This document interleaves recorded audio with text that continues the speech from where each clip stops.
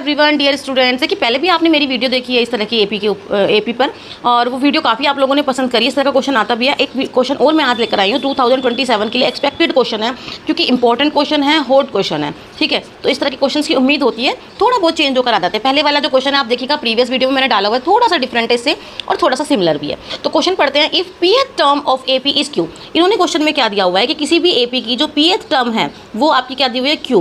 तो देखिए कोई भी टर्म का फॉर्मूला होता है तो एन क्या होता है हमारे पास में, ए प्लस एन माइनस 1 डी, ये आपके पास स्टैंडर्ड फॉर्मूला होता है, ठीक है। तो अगर मैं क्यू के लिए पी के लिए निकालूंगी सेम चीज़, तो हमारे पास आ जाएगी ए प्लस पी, एन की जगह क्या वैल्यू पुट कर देंगे एम पी, तो P minus 1 D equals to Q. इसको आप राइट डाउन कर सकते हैं किस तरीके से, A plus P D minus D equals to Q, D के अंदर मल्टीप्लाई कर दी। सिमिलरली इसमें दिया हुआ है qth term of AP is P, यानी कि जो क्यूएथ टर्म है वो एपी की वो कितना है, पी।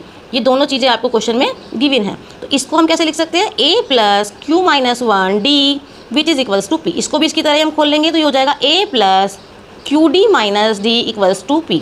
देखिए दोनों इक्वेशंस को अगर आप ध्यान दें, हमें प्रूफ जो करना है वो nth टर्म करना है। तो then prove that the nth term of AP is, nth term क्या दिखानी है हमें, ये दिखानी है, ये शो करना है हमें। तो जब भी शो करने के लिए अगर हम दिखाना चाहेंगे तो nth टर्म होती क्या है, a plus N minus 1 D. तो यहाँ पर हमें a की वैल्यू भी चाहिए, एन तो देखिए क्वेश्चन में आया हुआ है प्रूफ करने के लिए, और हमें डी की वैल्यू भी चाहिए।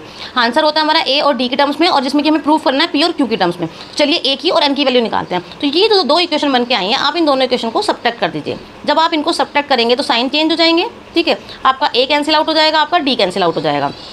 तो बचेगा क्या आपके पास, बचेगा P D minus Q D equals to Q minus P. देखिए P D minus Q D, Q minus P. जब हमने दोनों टर्म को सब्ट्रैक्ट कर दिया, यहाँ पर हम मेंशन कर देंगे सब्ट्रैक्टिंग बोथ इक्वेशंस। तो बोथ इक्वेशंस को अगर सब्ट्रैक्ट करते हैं तो हमारे पास रिजल्ट ये आ जाता है। अब आप इसमें से क्या करेंगे, डी कॉमन ले लीजिए, तो आपके पास बचेगा p minus Q equals to, देखिए यहाँ p माइनस क्यू है, यहाँ q माइनस पी। अगर यहाँ से भी माइनस कॉमन ले लेते हैं तो ये भी आपका p माइनस क्यू हो जाएगा। तो d की वैल्यू क्या आ जाएगी आपकी, p माइनस क्यू, और ये अपॉन में चले जाएंगे p minus Q, cancel out हो जाएगा, बचेगा खाली 1 माइनस 1। तो यहाँ से d की वैल्यू आ गई फ्रेंड्स आपके पास में -1, देखिए आ गई। d हम यहाँ पे पुट करने के लिए हमारे पास आ गया, हमें a और चाहिए। a निकालने के लिए इस d की वैल्यू को इन दोनों इक्वेशन में से किसी में भी आप पुट कर दीजिए, चाहे आप a p में कीजिए चाहे आप a q में कीजिए, वो आपकी अपनी चॉइस है। तो चलिए मैं इस वाले स्टैंडर्ड इक्वेशंस में पुट कर देती हूँ। तो हमारे पास गिवन कंडीशन थी a p equals to q, A P equals to Q में आप पुट कीजिए, चाहे आप A Q equals to P में पुट कीजिए, कैसे भी पुट कर लीजिए आंसर सेम आएगा। या फिर आप कर सकते हैं ए क्यू इक्वल्स टू पी में, किसी में पुट कर लीजिए। चलो हम इसमें पुट करते हैं। तो ए क्यू इक्वल्स टू पी दिया हुआ है, तो यहाँ से जब आप राइट डाउन करोगे इसको तो क्या लिख सकते हैं, जो हमने ऊपर लिखा हुआ है क्या है आपका, A plus Q minus 1 D equals to P, ये आ जाएगा आपका। यहाँ से आप फटाफट इसको सोल्व करेंगे तो P A plus Q minus 1, D की वैल्यू रख दी -1 इक्वल्स टू पी।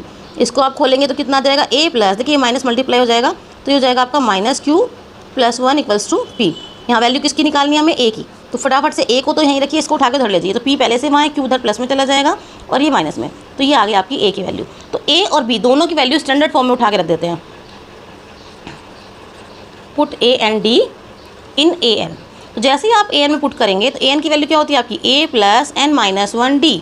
यहाँ वैल्यू आपको पुट करनी है। तो ए की जगह रख देंगे पी प्लस क्यू माइनस 1, इस ए की जगह पुट करा, प्लस एन माइनस 1 डी की जगह हमने -1 पुट करा। चलिए अब इसको सॉल्व करते हैं।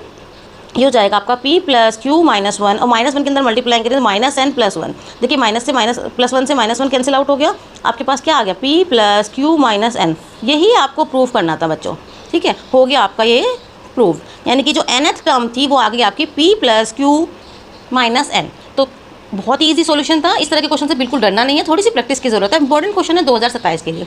वीडियो अच्छी लगे तो लाइक कीजिए, फ्रेंड्स के साथ शेयर कीजिए, फ्यूचर के लिए सेव करके जरूर रखिए ताकि प्रैक्टिस कर सके। और इस तरह की और वीडियो देखने के लिए पेज को लाइक करिए, पेज को फॉलो करना बिल्कुल ना भूलिए। Thank you for watching.